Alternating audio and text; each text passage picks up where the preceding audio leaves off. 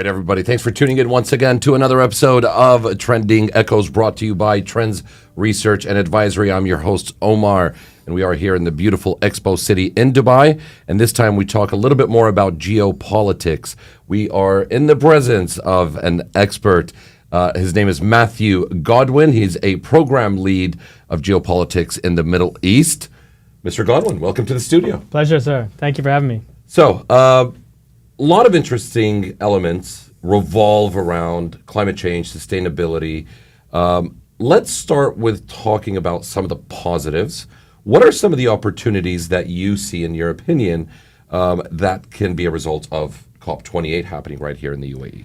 I mean, there's two things that have come out of this COP already that I think are really fantastic steps forward. The first is the Loss and Damage Fund. It was first agreed upon last year at Sharm el-Sheikh, and now we've got close on $1 billion coming up on day 9 of COP here. And I mean, to see that continuity, that momentum go from one COP to the other, both in the region, it's an extraordinary story. And loss and damage funding is critical.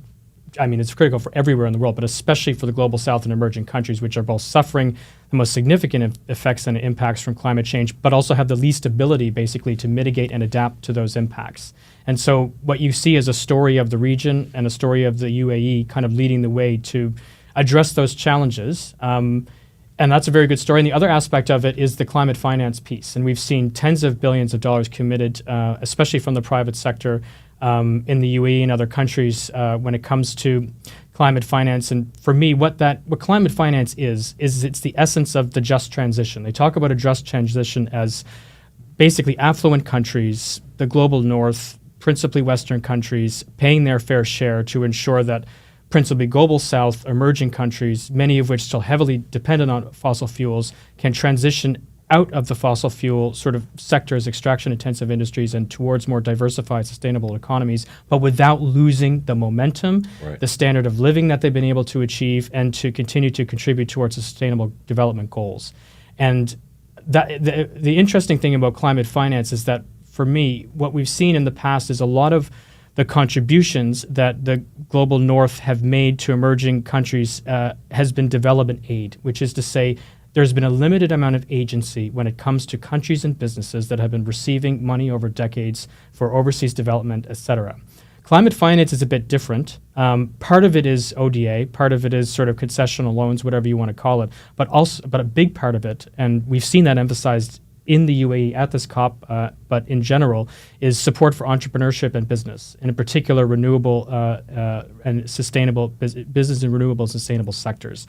And that gives global south and emerging countries a new kind of agency and a new kind of autonomy when it comes to economic growth, very different from what they had before. And I'll just end this piece on talking about the geopolitics situation. What we're seeing now, after several decades of kind of a unipolar world, moving into this multipolar world where the US and the West and China and Russia are competing for influence in various regions of the world, is a new kind of transactional type of geopolitics where countries don't necessarily want to be on the US side or on the Russia side or on the China side. They're happy to have breakfast with China and lunch with the United States, depending on what's on offer. And I think that the climate change is certainly a universal issue, but it's also, there is an element of geopolitics in this where I think those countries that are providing climate finance that advances the interests of societies in emerging and developed countries could be an element of this geopolitical power play that's happening. And I think it's in many ways a good thing that countries are now able to, I suppose, engage with great powers and other regions, regardless of what particular ideological alignment they happen to have. They just want the best for their people. Right. You know what I'm saying? Which Absolutely. is not a bad thing. Now, also, it's very interesting that you say this, and that kind of brings me to the next question, which has to do with a lot of the conflict that emerges due to alternative energy sources and climate change, obviously. What is it, in your opinion, the main reason behind that conflict? We understand in the Middle East, for as long as the world has been dependent on fossil fuel, this has been a very troubled area, obviously, because there's a certain element of energy supply, let's call it, right? Fossil fuels. How does this transition into, renewable energy, let's say? I mean, I think there's two ways of looking at that. The first is that what they've said that climate change is a force multiplier for conflict, which is to say, it doesn't necessarily instigate conflict in the same way that maybe ethno-national differences have, or that religious differences have. These sort of social cleavages that have been the principal mobilizing elements of conflicts that we've seen in the Middle East and elsewhere. I think what we have seen in the past is international intervention into regions and into challenges that are presented by those ethno-national and social differences, probably to a greater extent as a consequence of natural resources, as you rightly said. I don't think that's the only reason states have intervened in places like the Middle East, but it's undeniably, I'm sure, a factor in many cases.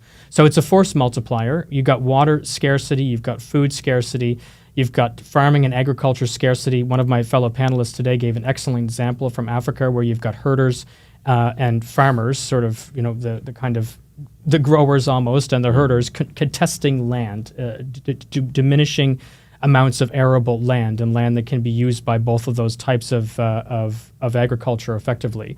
And we're seeing that, I think, in many respects, in many places, including other areas in Africa. But I also think that climate change, and I should also add, in terms of the geopolitical competition, coming back to that again, and one of the other panelists mentioned this rightly, is the critical minerals aspect, which that a lot of renewable technology, a lot of sustainable technology relies on critical minerals. So it's less about kind of the oil and gas, and it's more about smaller quantities of extremely important minerals that you have in your cell phone and everything else.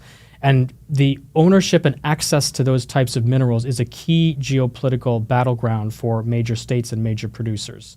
We talk about semiconductors in Singapore as one of these kind of critical areas of the global economy, and that being, not Singapore, Taiwan, and that being a kind of area of significant contestation when it comes to the challenges in that part of the world. Critical minerals are the same. They're the essence, I think, of the renewable energy sectors, and we'll see a lot more competition around that. Whether we'll see actual conflict, great power conflict, I think that's probably yet to be seen and maybe a bit dramatic, but that's undoubtedly a point of friction, I suppose, that you could see play out more in the future. What would you like to see come out of this COP28? And I'm asking from a personal perspective. What are your expectations? What would you like to see come out of this COP? I mean, one thing that I would like to see more of, I think this has been a successful COP, comparatively speaking. I don't think anybody can argue with that. Sorry to interrupt you. When you say successful, how do we measure? I understand we spoke about the loss and damage fund. But in reality, in the future, how do we actually rate the success of any of these conferences?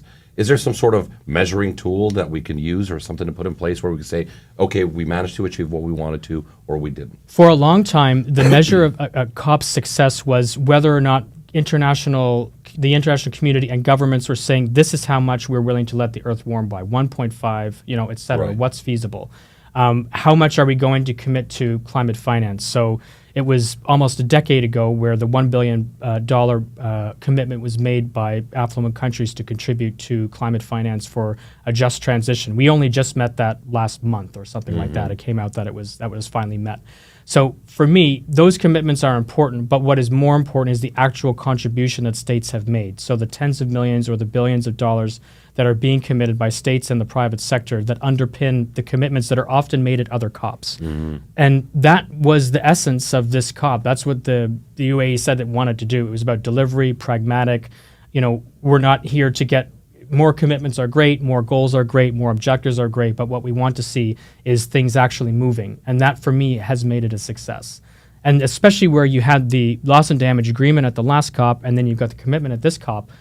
My God, if we could continue to repeat that between COPs, that is a model for success. That is something that is really meaningful and substantive. Now, speaking of conflict, there's conflict on so many different levels, even within the parties that are involved in this conference, not being able to come together on the same page. A lot of people talking about, we've got to have immediate full transformation right away. Some people saying that's not possible. How do you think, in your opinion, we can bring people together to some sort of agreement on how this transition needs to happen? You do that by having an equitable share of the burden, which is to say that you can have a global commitment for the temperature. You can have a global commitment for reduction, but there has to be an understanding that global south countries are going to need support from more affluent countries in order to make that transition possible and basically less hardship for their people. And so you've got to be sensitive to that, but you've also got to call out from time to time. Some people would say that China is trying to say that it's still a developing country in many respects, and it shouldn't be held to the same standards as Western countries. Whereas a lot of people are saying, "Come on now, Right. you've made a significant amount of advances in the last few decades, and whether or not you consider yourself that or not." Not to mention, don't they have pretty much control of majority of the minerals within Africa? I mean, they have a significant amount of control over extraction, not just in Africa and many other places. And that's been, in many ways, China's been very smart. China has known for a long time that this is going to be a critical element of influence in geopolitics in the future. And in a lot of ways, Western countries are just catching up to some extent to challenge that. And that's where you get these sort of friend-shoring and reshoring, where you've got allied countries that are building markets that are, they will call it resilient, but basically what they are contained to countries that they trust. Right. And I think people can appreciate where that logic comes from. But when it excludes, we're not just talking about China, we're talking about emerging countries that, as I said before, will have breakfast with one part of the world and lunch with another. And then you've got the US or China saying, well, no. I mean, you can't have it both ways. If you're going to deal with us, then you've got to agree to engage with us on critical minerals or on particular types of technology. We've seen that battle happening in the Middle East in many respects, and it's a huge challenge. But going back to your original question about how do we achieve how do we bridge the gap between different interests? It's when affluent countries and more advanced countries agree to share the burden that otherwise would be faced by more less developed countries, I suppose. Sure. Well, obviously we're here on this Trends platform. Yeah. Any final message or word you would like to give to our viewers or audience personally from you? Yeah. The last key thing is and it's not like I'm not just here saying that because I'm in the UAE. It's that this country has made a huge strides when it comes to women's leadership. You can see it, you can feel it here. You could feel it's genuine, it's substantive, it's meaningful. And I think that this is a good opportunity for greater inclusion when it comes to this transition. So we're moving to a new type of economic growth, like an industrial revolution style transition. So why not, during this time, build the mechanisms in right away to help include people who are traditionally excluded from economic growth? So like what kind of carve out can we make in terms of climate finance? How many board members have to be women? How many co-founders have to be women?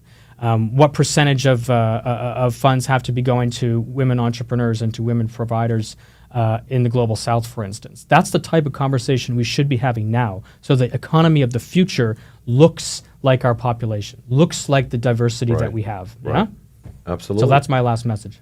Very interesting. Would love to have you once again in the studio when you come visit us in the future. Definitely. By the way, one last thing. How was your experience so far in the Middle East? Love it, man. Yeah? I love coming here all the time. It doesn't matter to me. It feels like home. The key thing is that no matter where you are in the world, you will always feel at home in the Middle East. Right. Yeah. That's amazing. Ladies and gentlemen, there you have it. Matthew Godwin. Thank you so much for being here with us. And we look forward to hosting you once again in the future. Absolutely right. Thank you, sir. Thank you very much indeed.